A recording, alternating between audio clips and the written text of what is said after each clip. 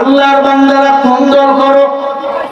চট্টগ্রামে বিএনপির এমপি প্রার্থী আজকে গুলি খেয়েছে, গুলি। তার একজন সহকারী তার পিয়ে গুলি খাইয়া জায়গায় মারা গেছে। আনন্দ মিছিল করতেছিল বিএনপির এমপি প্রার্থী। পরশু দিনে এমপি তালিকাগুলো প্রকাশ করা হয়েছে। তিনি আনন্দ মিছিল করতেছিলেন চট্টগ্রামের জমিনে। আল্লাহর বান্দার নাম হলো এরশাদুল্লাহ। হে আল্লাহর বান্দা, খেয়াল করে শোনেন, আল্লাহর বান্দা আনন্দ মিছিল করতেছিল।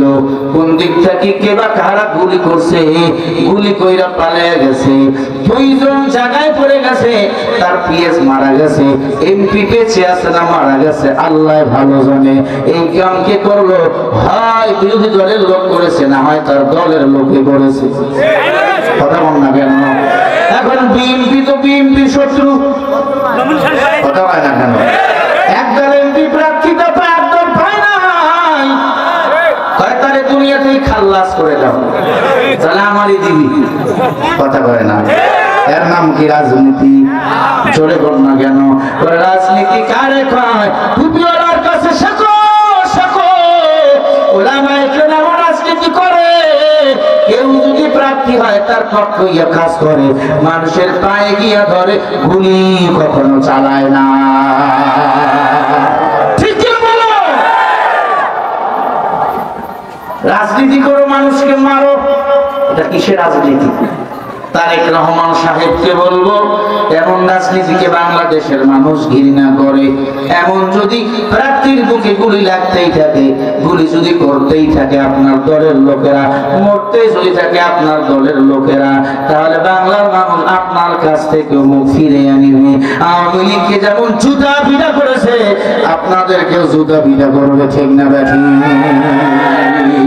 কারণ এদেশের মুসলমান বুঝে গেছে, নৌকা ধানের শীষকেও আমাদের শান্তি দিতে পারবে না।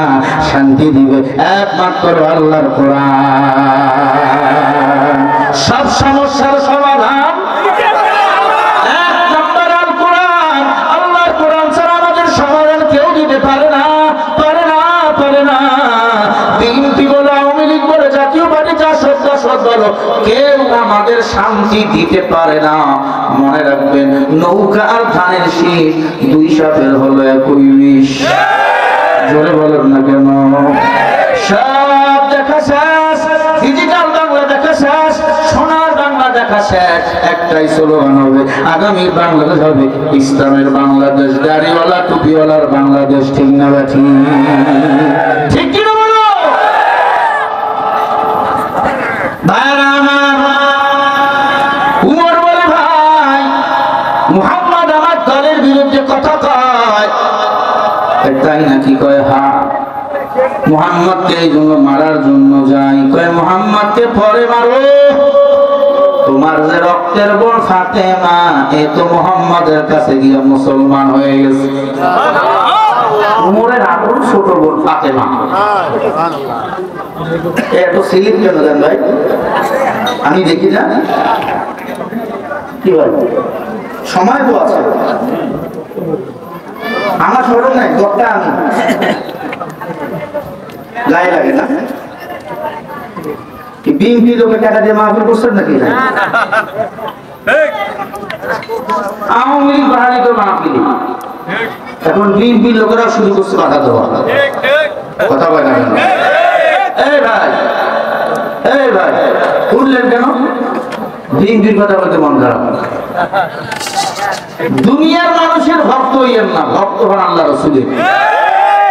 কোরআনের ভক্ত হন, কবুলে যান, কোরআন সুপারিশ করে জান্নাতে নিয়ে যাবে। দুনিয়াদারের ভক্ত হইয়েন না, গাঁজা টাঞ্জা খাওয়াইয়া কোন দিন দেখবেন পেটের ভিতর ঢুইকা দিতে। আমরা হুজুর আপনাদের আপন, কথা বলে না? মারা গেলে বিএনপির লোক আপনারা আপন না, কেউ আপনারা আপন না, একমাত্র আপনারা নাই। কেন হুজুর গিয়ে ইন্না লিল্লাহ পড়ে, হুজুরে জানাজা পড়ে? হ্যাঁ, রাগ করলেন? পাবনা এক মাহফিল বিএনপির লোক আমারে কয় আল্লাহু আকবার স্লোগান দিলেন কেন? বিএনপির লোক আমারে কয় পরশুদিন এক মাহফিল পাবনায় কয় আল্লাহু আকবার স্লোগান দিলেন কেন? আল্লাহু আকবার মানে আল্লাহ বলো, আল্লাহ মহান, আল্লাহর বরত্ব ঘোষণা। আল্লাহু আকবার স্লোগান বিএনপিরা বাংলাদেশে দিতে দিবা না। তোমাকে আমরা ভোট দিয়ে কি এমপি ছাদে বানাবো? তোমাকে আমরা ভোট দেবো না, জুতা পিটা করবো।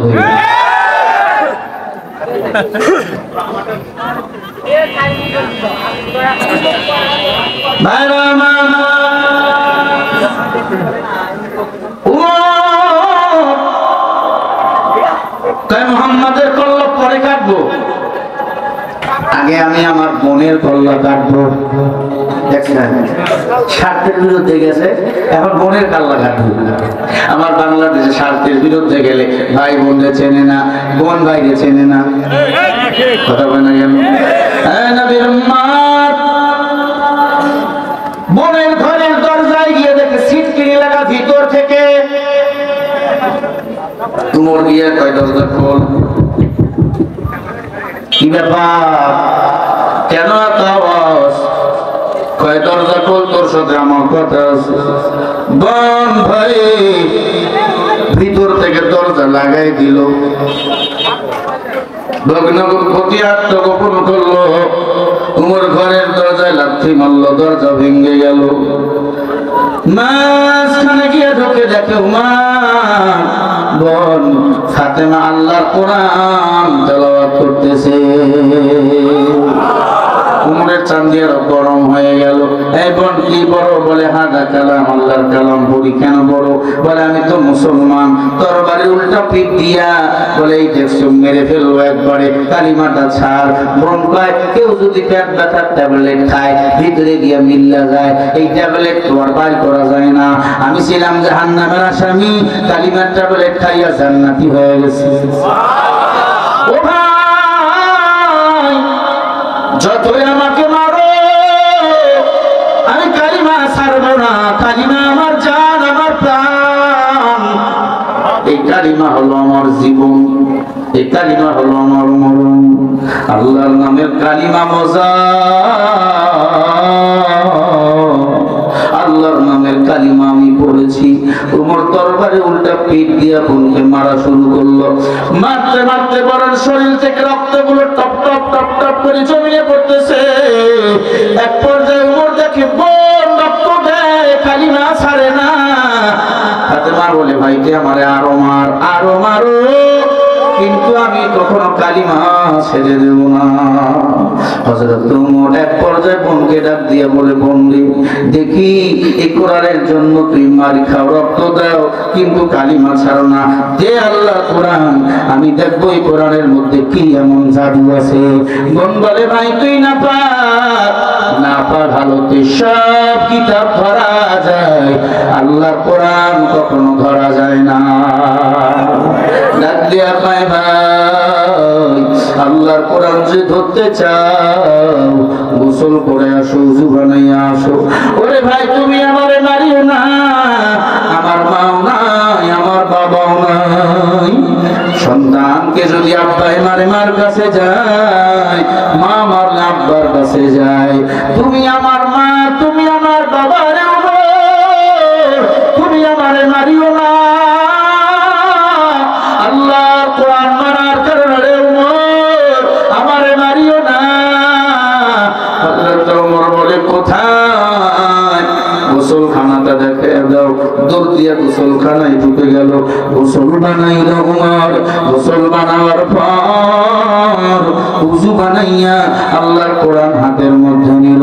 আরবের মানুষ তার ভাষা আগে থেকেই জানে, আরবের মানুষ তার পড়তে পারে। 16 নম্বর পারা সূরা তাহা এবার পড়া শুরু করে দিল হযরত ওমর।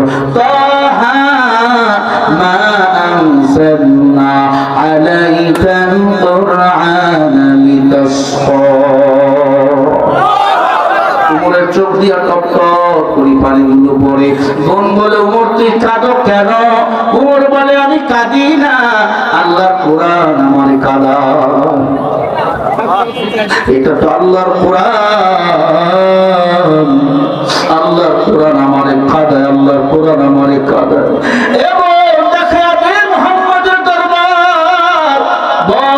দিয়া বলে, ভাই তুই আমার মারছো, আমার নবীকে মারবি না, কথা দে। উমর বোনকে বুকের সাথে জড়াই নিয়ে বলে, বোন রে, আমি আমার মায়ের নবীর সাথে একবার দেখা করবো, যেই কোরআন আমি উমরের মুখে হাসি ফুটাই, ওই কোরআন আমার নবীকে আমি উমর কখনো মারব না।